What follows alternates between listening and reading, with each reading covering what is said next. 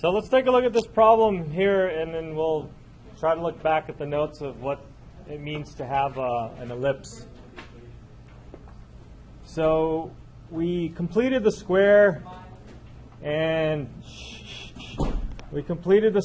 then we wrote down our equation to look like a standard ellipse form, which is something squared divided by, they call it a squared minus some y, and then divided by something squared. Now we could have chosen not to put a 1 here, but I think putting a 1 here would be good for us to identify our values. And then the important part is that for an ellipse, we want the right-hand side to equal a 1 so that we can identify this as an ellipse. And what we want to do is we want to now look at the vertices and the foci, depending on how this is going to be drawn. Now there are formulas for this that you can look at. Let's take a look at the formulas, and maybe let's include that in our notes again.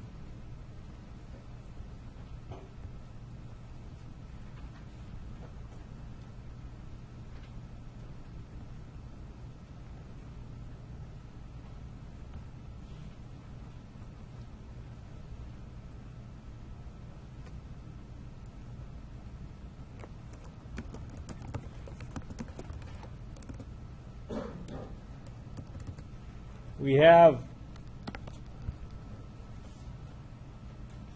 an ellipse with, we need to find out what C is equal to, which is going to be the square root of a squared minus b squared.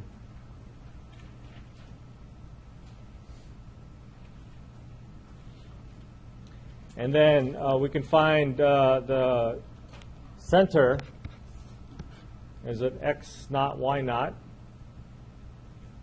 And the x naught and y naught come from inside of the parentheses. And the vertices are, for this particular case, this by the way is an ellipse that's elongated horizontally. So let me draw how this ellipse might look like. The center point is x naught, y naught, and we have vertices at x naught plus a and x naught minus a.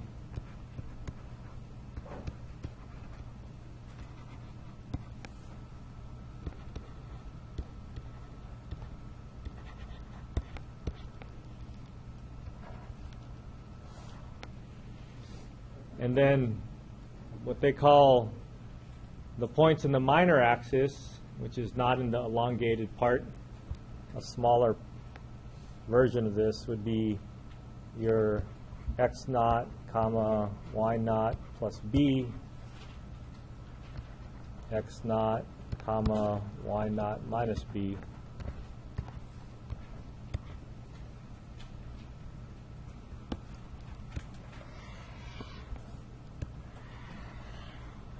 So your ellipse would look something like this, a little nicer maybe. And then you get the C business to find your foci.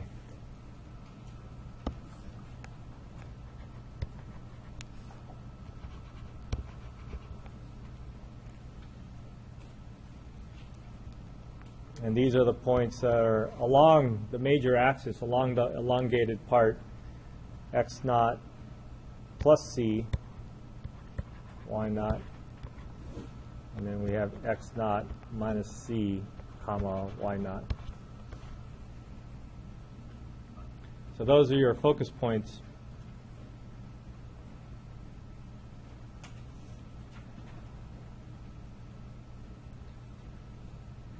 So let's take a look at the problem that we were working on. We have C is equal to the square root of a squared minus b squared, so let's remember that, and then all this other stuff. So if we identify all the different components, your x naught is what? for our problem here.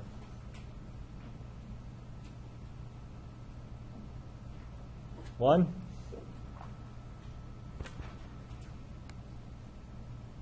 Your y naught is 2, negative 2.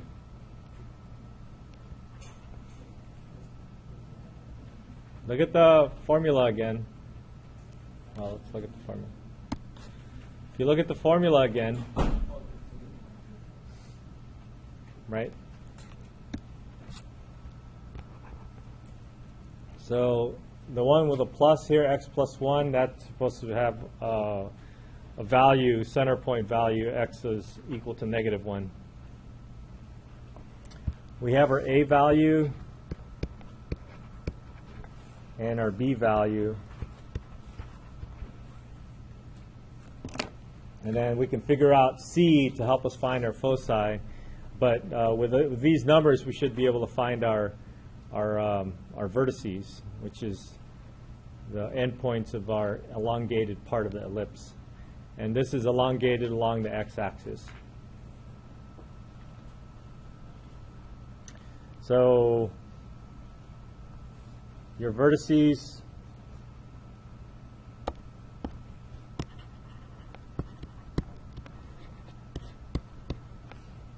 are along the x, right?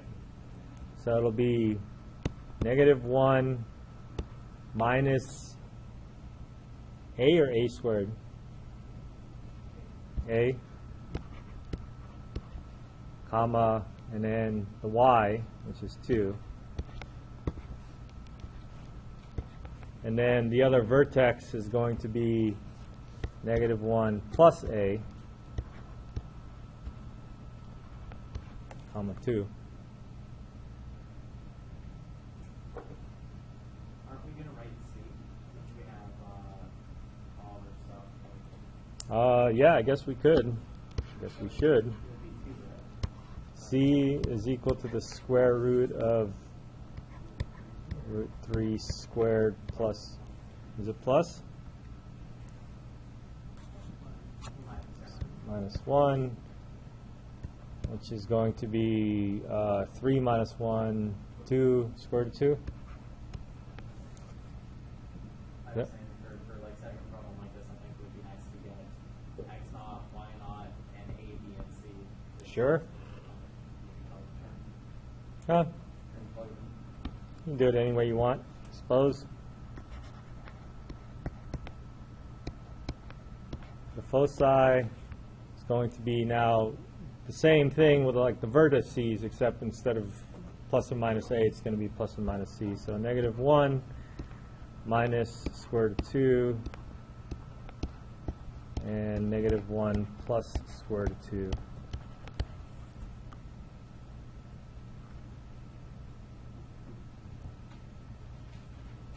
Okay. All right, let's take a look at the graph of this. And what I'll do is, to graph this, I'm going to graph the points first. Ow. And then we'll see how it'll eventually connect together when we draw the whole thing. So let's see, the first point would be negative 1 minus square root of 3, comma 2. Where is that? I don't see any points anywhere. Oh, there it goes.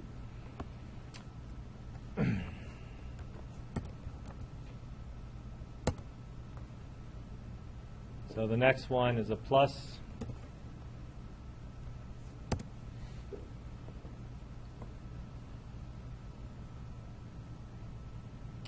Let's do the foci.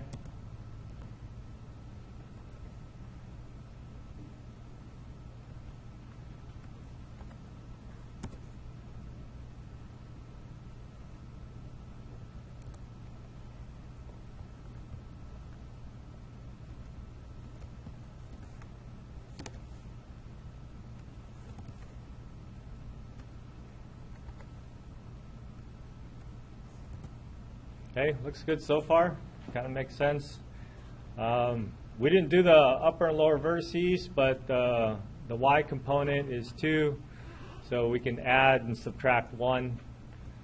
We can do that too, just for fun. We have a y value of square root of 3, or negative 1, sorry, or an x value of negative 1, and then a y value of 2, and then we're going to add and subtract 1. I suppose 2 minus 1 is 1, right? Well, we know that.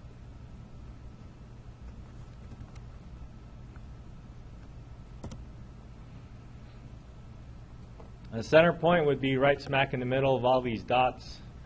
And so if we actually draw the ellipse now, we should hopefully be within the vicinity, and we'll hit the vertices and stuff. So that's 3y squared. Whoops.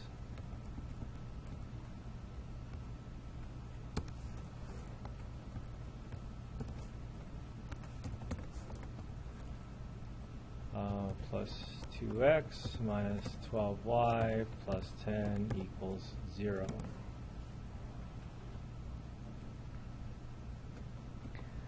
So here's our ellipse, drawn nicely with the vertices and the foci. And then, yeah, I don't know what else we need to do with this. I think that's it. Any questions? Yes? Yeah, the directrix is going to be on the other side of the foci.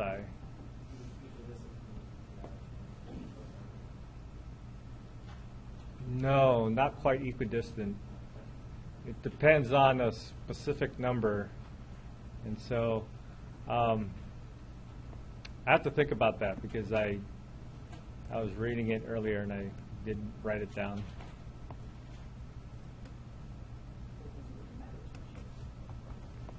Not so much, because it's not used as a marker for measuring things.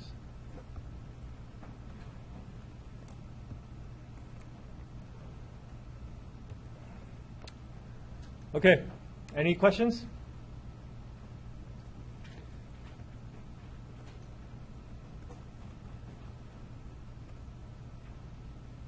Shuffle my notes around.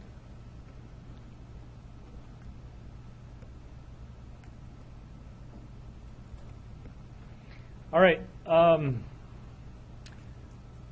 If the ellipse is elongated a long ways, you're essentially going to have the same sort of equation, except one of the variables are going to be larger than the other. So I was going to type this up, but it wasn't quite working out very well, so I'm just going to scratch things out and change a few things. I think they changed it in the book. I think the way they wrote it in the book, this probably wouldn't be how I would do it, but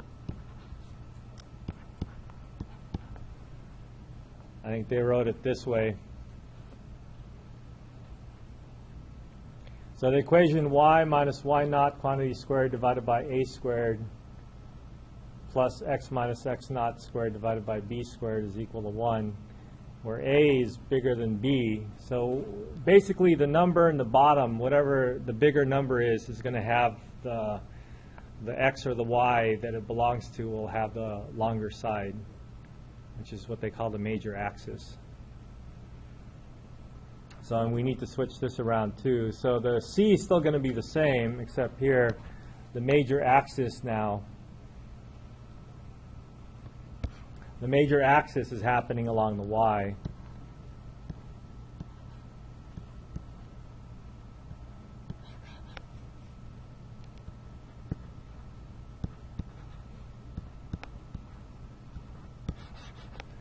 So the x will be fixed, so you're along the center point in the x, and then your y values would go up and down. And then your vertices in the major axis will be along the y, so x naught will remain the same.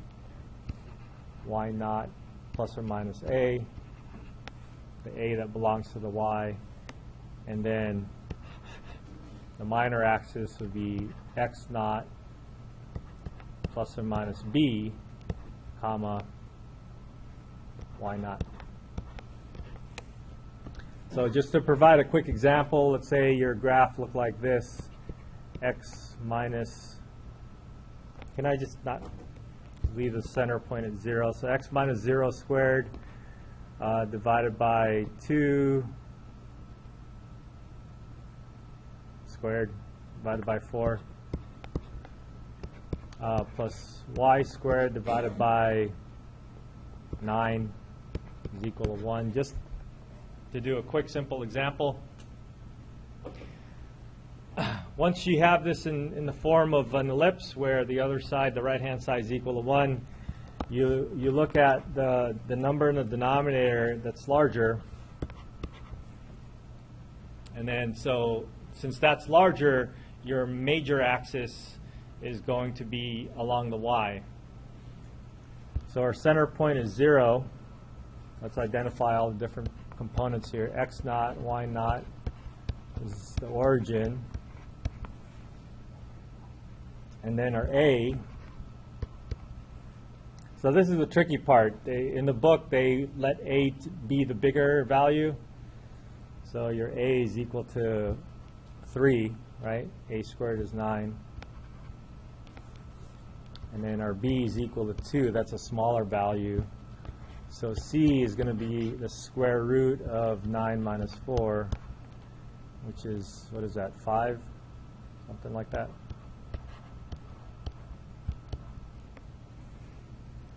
So that'll help us find our foci. Am I doing this right? Are we on the right track? Looks okay.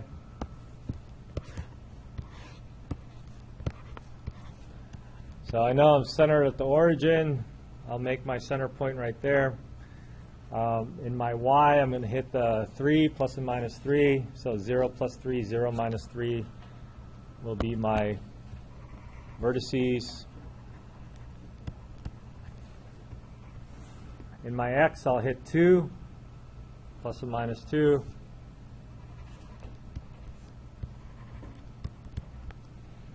And my focus point will be on 0, comma, 0 plus root 5.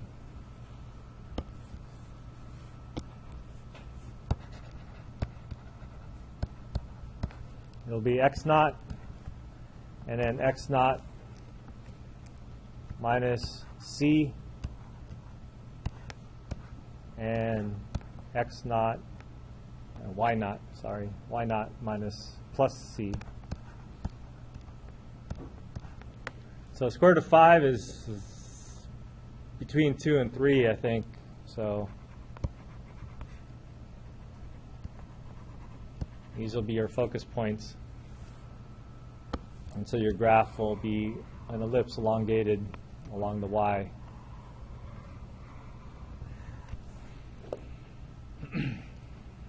Except look better than that. Is that cool?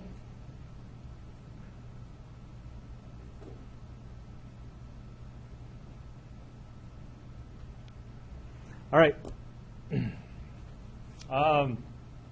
There's an interesting problem in the homework. I don't know if it's interesting, but there's a problem in the homework that kind of looks like we can work backwards as well, where we have information about the ellipse and they're asking us to find the equation instead of dealing with the equation. See if I have that. Like number 29, we have an ellipse. We want to find an ellipse with center at -3, 3 and vertex at these points. And so let's try to do this problem.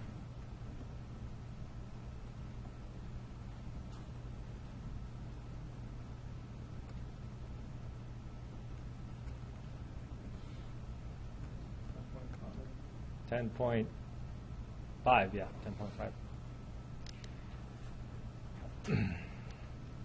So the center is -3, 3, so that's going to give us our x naught and y naught. And for us we could do this all analytically, but it really would be helpful if we have a graph of it. or at least some sort of sketch and idea of what's happening. So -3, +3 is in the second quadrant. So I'm going to draw my graph so that my second quadrant is exposed a little bit more.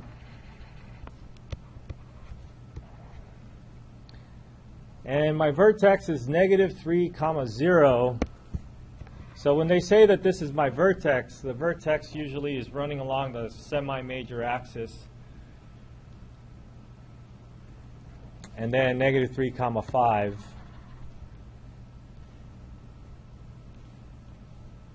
Oh, sorry, the focus is -3, 5. One vertex is -3, 0. One focus is -3, 5. Should do that in a different color. That was a little tricky.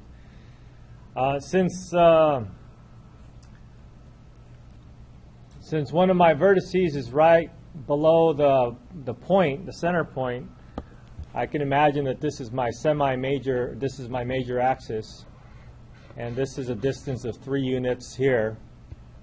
So a distance of 3 units would be my other part of the axis.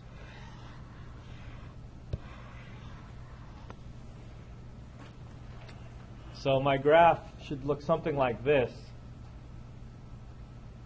where the focus point is inside of the ellipse.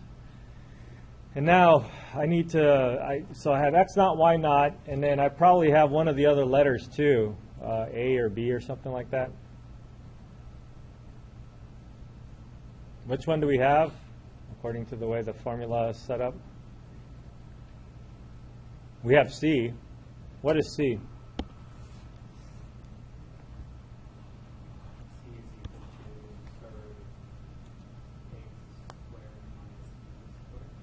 But I don't have that. A squared minus B squared. I have, what's 3? I'm looking at 3 over here. 3 is either A or B. I think the way they have it set up, it's the larger number, and the larger number is always A. Does that make sense? I really don't like the way the book does it, but this is how the book does it. So the larger number is A,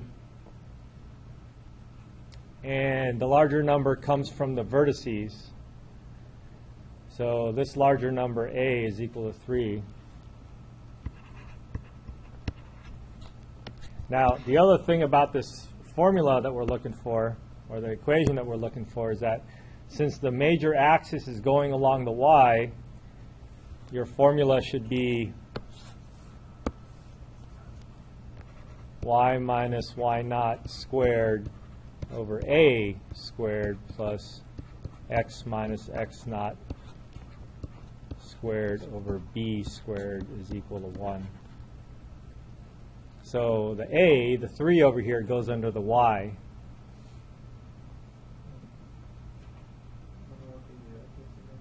Say it again? It would not be that if it was this way, if the ellipse had a major axis along the x. So if it's horizontal, it would be x minus x naught first. And Yeah. vertical, it's y minus y naught. Yeah, I mean, this is a plus, so you can switch the order. But they were, in their formulas in the book, they were insisting that A is bigger than B. So they use A and B right in the thing, but you know, if I decide that B is bigger than A, I can just switch the C formula to have B squared minus A squared. So there's different ways of doing this. I'm trying to do it according to the book's way. Yeah, it's one of 2 ways. And as you can tell, I'm not liking it, but this is how the book does it, so let's try to stick with this. So I don't know what B is. B is this value over here that's going to be from the center point to the minor axis. But I know that C, remember C, aside from that formula, C is a distance from the center point to the focus, or the foci, right? So if we figure this out, which we can, right? What should this be? What's C equal to? C is -3. No, C is just a number. Oh, I'm sorry, C is just equal to 2. So according to this, C is equal to 2. at this point, we don't know what b is equal to, but that's what we're going to find out. So according to this drawing, the c is equal to 2. Right? We're going from negative 3, comma 3 to negative 3, comma 5, and just that vertical distance is 2. And then we know what a is, so now we have to find out what b is equal to. So this is where we get to use a formula. C is equal to the square root of a squared minus b squared. So c, let's try that again. So 2 is equal to the square root of 3 squared minus b squared, and then solve for b. 4 minus 9, 5, square root of 5. Is it square root of 5?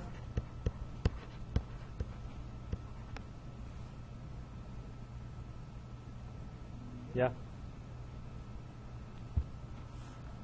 Okay. So we got our b, and that's it. We got x naught, y naught, a and b, and those are the components of the equation that we want.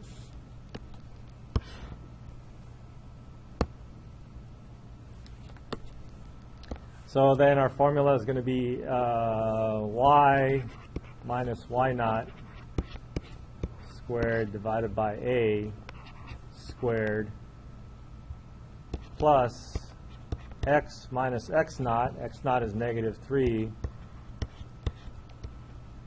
divided by square root of 5 squared. I suppose I could have just put 5 here.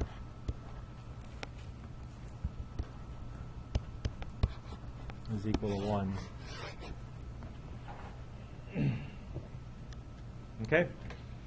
You can put this in any order you want to or you need to, and then you should still be able to get the correct answer. Let's try it. Is it x plus 3 squared? Oh, messed up already.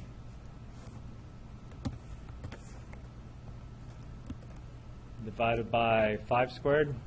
Wait, this is x. This is 5, yeah. Plus y minus 3 squared divided by 3 squared is equal to 1. And if you want to FOIL it out and multiply it and bring all the terms to one side, set it equal to 0, it should still work out.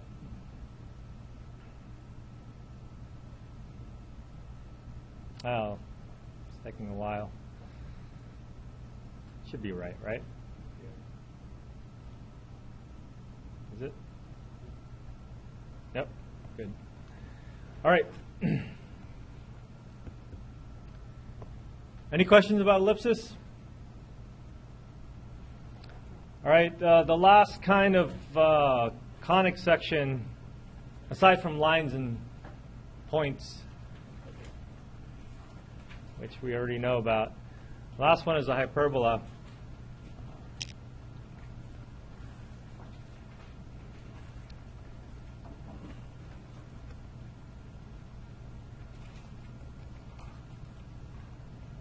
And for the hyperbola, let's see.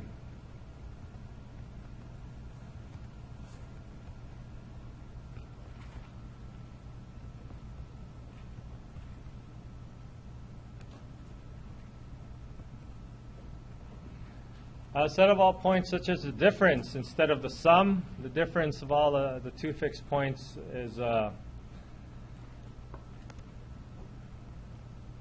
equal.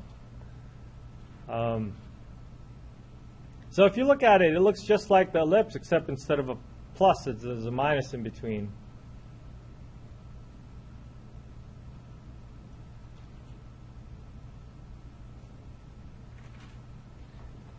And so this is a hyperbola that opens up sideways, according to them. And when I think about a hyperbola, I think about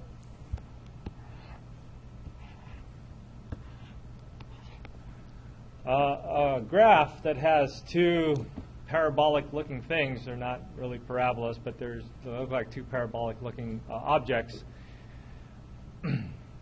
And one of the major issues is to try to figure out whether it's opening up and down or opening right or left. And for me, the best way to look at that is that there's a negative sign in front here. And what happens is that if we set the whole x term, if not x equal to 0, but you can think about it as if you set x equal to x naught, which is our center point, then I would have a number here. The squares make it positive, and then there's a negative sign in front of that. So this number on the left side would be negative, and that can never equal to 1. And so I know that if my x was equal to 0, my x value, then this would be non-existent. And that happens here when your parabola or your hyperbola is opening sideways. So that's how I know whether it's opening, which side it's opening, is I look at the term with a negative sign, and it's going to be, if the x is a positive one, the y is a negative, then it's going to open towards the x, positive and negative x-axis. So that's how I look at it if I want to analyze it quickly. And if I want to analyze it even more carefully, here's all the rest of the stuff. There are focus points. The focus points for the hyperbola are on the outside of where it splits. For the equations of the vertices and the foci and everything, are those all the same between an ellipse and a hyperbola?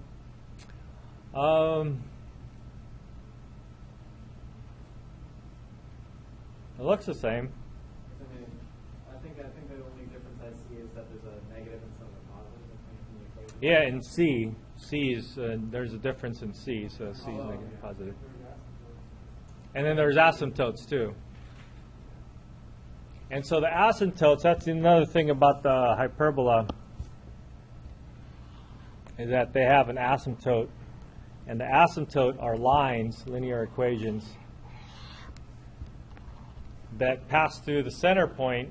Now it's easier if we work with this, so the center point is at 0, 0, but it might not always be at 0, 0. So we have these lines where the graphs will get closer and closer to those lines.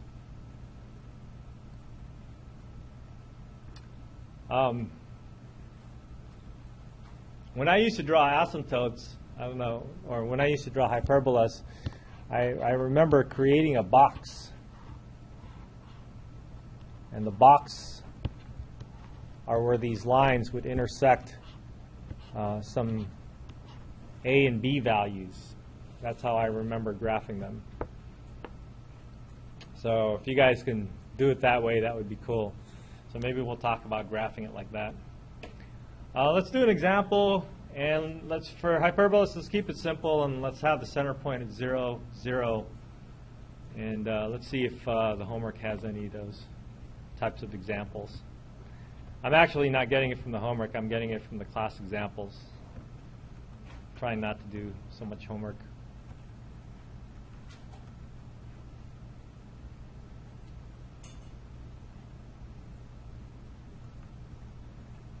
You guys are good with completing squares, right?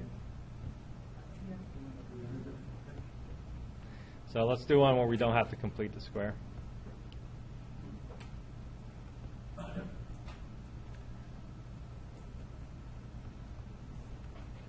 So one of the main important parts about studying these is to be able to identify the graph of your conic section without having to necessarily work out all the different details.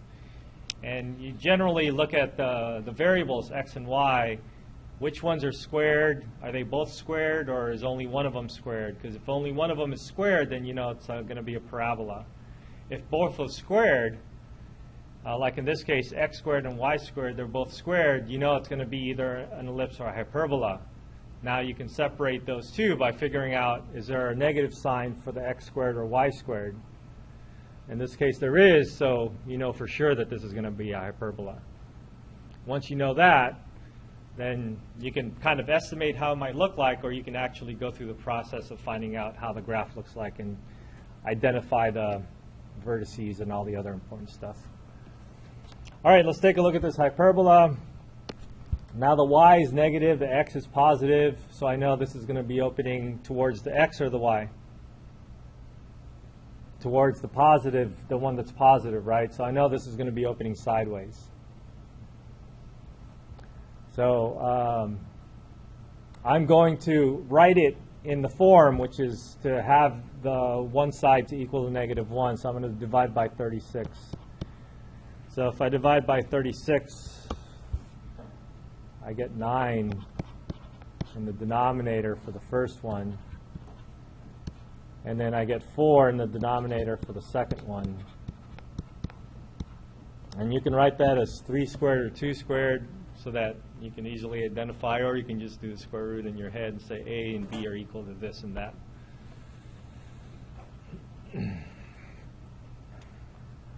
So if we want to find the foci, we're going to look for C. We're going to need to know what C is equal to. So C is equal to the square root of A squared plus B squared.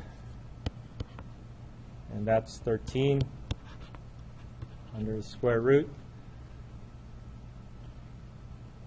So the square root of 13 up along the, since this is opening sideways, up along the x will be your foci. Is that all we need? The vertices. What are the vertices? We're starting from 0, 0. The center point's at 0, 0, right? X naught and y naught are equal to 0.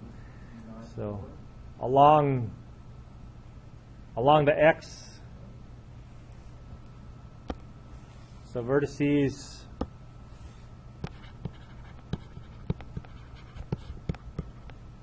along the x, from 0, you're going to have 0 minus, what's the number under the x?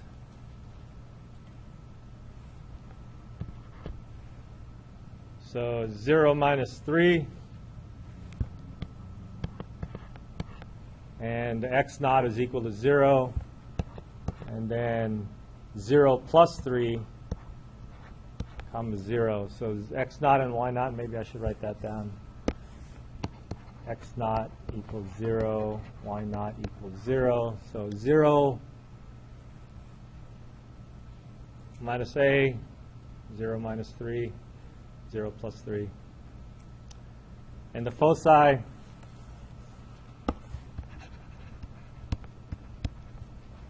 it's going to be negative root 13. Root 13 is between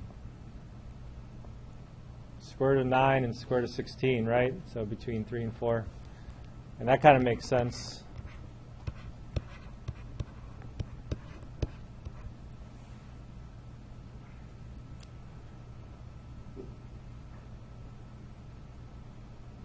So if I begin to graph this, I got plus and minus 3.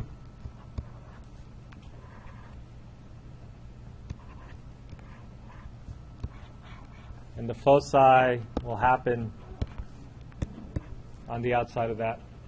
So now, what would help me draw this out, because I don't know how wide to draw this. I don't know how wide this is going to be. Is it going to be like this? Or is it going to be like this?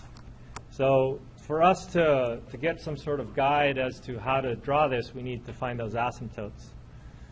And for me, the way to find those asymptotes is, they have the equation that they have there. But I would just look at the y, where the y would intersect. And that would intersect at 2.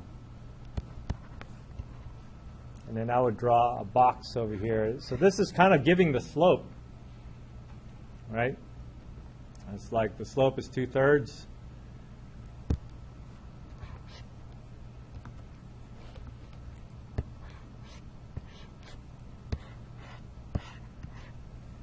So drawing that box will help me because I can draw the lines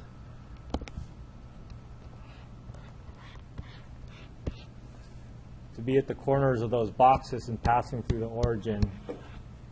And then that's going to give me some idea of how to draw my hyperbola.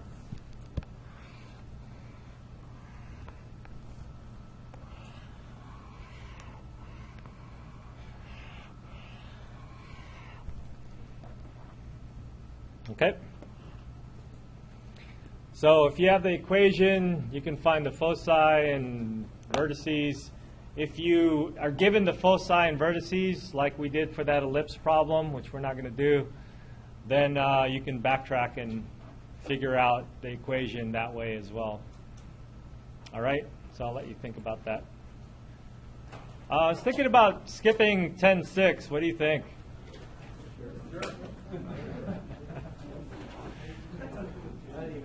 Let me think about it. What? I don't know. The next section combines the polar coordinates with the conic sections. Maybe I'll talk about it and then say it'll just be for fun. All right. See you guys next week. Also, were you able to